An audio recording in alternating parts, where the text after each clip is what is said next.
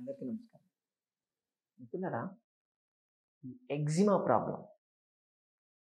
ఈ eczema problem తగ్గించుకునే దానికి రకరకాల మలామ్స్ వాడడము, లేకపోతే పౌడర్‌లు వాడడము, క్రీములు చేస్తూ ఉంటారు. చేసినప్పటికి కూడా ఏదో టెంపరరీ తగ్గుతూ ఉంటుంది, మళ్ళీ వస్తూ ఉంటుంది. దీనికి కెమికల్ బేస్డ్ ఉన్నటువంటి అవి వాడడం వల్ల స్కిన్ ఇంకాస్త డ్రై అయిపోతూ ఉంటుంది. ఆ డ్రై అవుతుంది కదా అని చెప్పి మళ్ళీ దానికి మాయిశ్చరైజర్స్ వాడడము, ఇటువంటివి చేస్తూ ఉంటారు. ఉన్నటువంటిది ఈ ఎగ్జిమా కాస్త కొన్నిసార్లు పగుళ్ళులాగా వచ్చి మళ్ళీ దాని మీద ఇన్ఫెక్షన్ అవుతుంది. ఇన్ఫెక్షన్ కావడం వల్ల మళ్ళీ దాని నుంచి రసి కారడం, పుళ్ళు పడడం ఇటువంటివి జరుగుతూ ఉంటాయి. ఇవన్నీ చేసి అంటే యూజువల్‌గా దురద ఎక్కువ ఉంటుంది కాబట్టి డే టైమ్‌లో కొంతవరకు ఆపుకోగలుగుతారు. కానీ నైట్ పడుకున్నప్పుడు దాన్ని తెలియకుండానే గీరేస్తాం. ఎందుకంటే కొంచెం మన కాన్షియస్ ఉండదు కాబట్టి ఎక్కువ. దానివల్ల ఎక్కువ పుళ్ళు పడుతూ ఉంటాయి. ఇన్ఫెక్షన్ చాలా ఫాస్ట్‌గా అవుతూ ఉంటాయి. ఇటువంటి కండిషన్‌లో ఉన్నప్పుడు మనకేం కావాలి? ఇన్ఫెక్షన్ అక్కడ కాకుండా చూసుకోవాలి ఒకటి. ప్లస్ స్కిన్ అనేది డ్రై కాకుండా చూసుకోవాలి.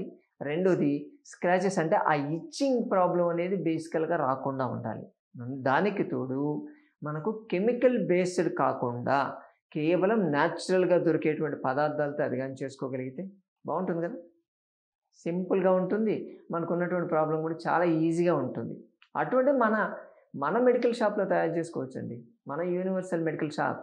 అదేనండి మన వంటిల్లు. గుర్తుంది కదా! సో, దాంట్లో దొరికేటువంటి ఒక పదార్థంతో మనం ఈ ప్రాబ్లమ్‌ని సాల్వ్ చేసుకోవచ్చు. బయో యాక్టివ్ కాంపౌండ్స్ ఉంటాయి దాంట్లో.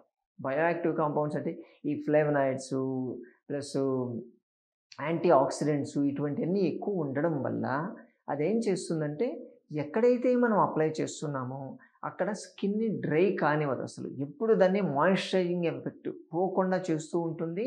మన స్కిన్ లోపల ఉన్నటువంటి న్యాచురల్ మాయిశ్చరైజింగ్ మెకానిజంని స్టిమ్యులేట్ చేసి పెడుతుంది. కేవలం పూసినప్పుడే కాకుండా దాని తర్వాత తీసేసిన తర్వాత కూడా అదే మాయిశ్చరైజింగ్ మెకానిజం కంటిన్యూ అయ్యేటట్టు చేస్తూ ఉంటుంది. ఇదొకటి. రెండోది దాంట్లో ఉన్నటువంటి ఈ bio active compounds almost all 27 రకాల ఇన్ఫెక్షన్స్ నుంచి అద్భుతంగా బాడీని కాపాడుతుంది అని చెప్పి కాలిఫోర్నియా యూనివర్సిటీ వాళ్ళు రీసెర్చ్ పేపర్ రిలీజ్ చేస్తుంది. కాబట్టి అంటే యాంటీబయాటిక్ లాగా చాలా అద్భుతంగా పనిచేస్తుంది. అస్సలు కురుకుడు పడినటువంటి స్టెఫిలోకోకస్ ప్లస్ ఎస్సీషియా కోలి, ఈ కోలి ఇటువంటివన్నీ కూడా నార్మల్ వాటినైతే క్లియర్ చేసేస్తుందని చెప్పి అంత అద్భుతంగా అంటే బాడీ లోపలికి తీసుకున్నా కానీ దీనివల్ల వచ్చేటువంటి రిజల్ట్ చాలా అద్భుతంగా ఉన్నాయని చెప్పి చెప్పారు. ఓకే. అలాగే దీన్ని అప్లై చేయడం వల్ల ఈ రెండింటి వల్ల ఏమవుతుందంటే దురద తగ్గుతుంది. అంత అద్భుతంగా పనిచేస్తుంది. ఎందుకు తెలుసా? ఇది వాటర్‌మెలన్ సీడ్స్. ఓకే. పుచ్చగింజలు ఇన్ని బెనిఫిట్స్ ఉన్నాయి దాంట్లో. మనం ఏం చేస్తాము? పుచ్చకాయ తినేటప్పుడు గింజలు ఊసేస్తాం. అంటే దానివల్ల వచ్చేటువంటి బెనిఫిట్స్‌ని పోగొట్టుకున్నట్టే కదా మనం. సరే, అది తర్వాత మాట్లాడదాం. మనకిప్పుడు ఈ ఎగ్జిమాకి ఈ పుచ్చగింజల్ని ఎలా వాడుకోవాలి? పుచ్చగింజల్ని మీరు పైన పొట్టు తీసేసేయండి. పొట్టు తీసేస్తే లోపల తెల్ల పప్పు ఉంటుంది. ఆ తెల్ల పప్పుని కొంచెం నీళ్ళలో వేసి మెల్లగా నూరాలి. బాగా మెత్తగా కావాలి. ఎలా చెప్పారంటే వెన్న లెక్క తయారవుతుందంట. అంటే ముట్టుకుంటే కళ్ళు మూసుకుని పట్టుకుంటే దీన్ని పట్టుకున్నా వెన్నను పట్టుకున్నా పెద్ద తేడా తెలియకూడదు. అంత మెత్తగా నూరాలి. రఫ్‌గా ఉంటే దానివల్ల ప్రయోజనం. ఎందుకంటే ఈ బయో యాక్టివ్ కాంపౌండ్స్ అనేటివి చాలా కంపాక్ట్ ఉంటాయి. కండెన్స్డ్ ఉంటాయి దాంట్లో. ఎందుకంటే అది లోపల అందుకే అది బయటకు రాకూడదని చెప్పి దాని మీద లేయర్ ఉంటుంది. అందుకని మనము ఆ బయో యాక్టివ్ కాంపౌండ్స్‌ని బయటకు తీసుకురావాలంటే బాగా మెత్తగా నూరాలి. నూరి దాన్ని పేస్ట్ లెక్క అదే వెన్న లెక్క చేసుకోవాలి. చేసి దాన్ని ఎక్కడెక్కడైతే మీకు ఉందో దాని మీద పెట్టేసేయండి. పెట్టి అది ఆరిపోయేదాకా వెయిట్ చేయండి.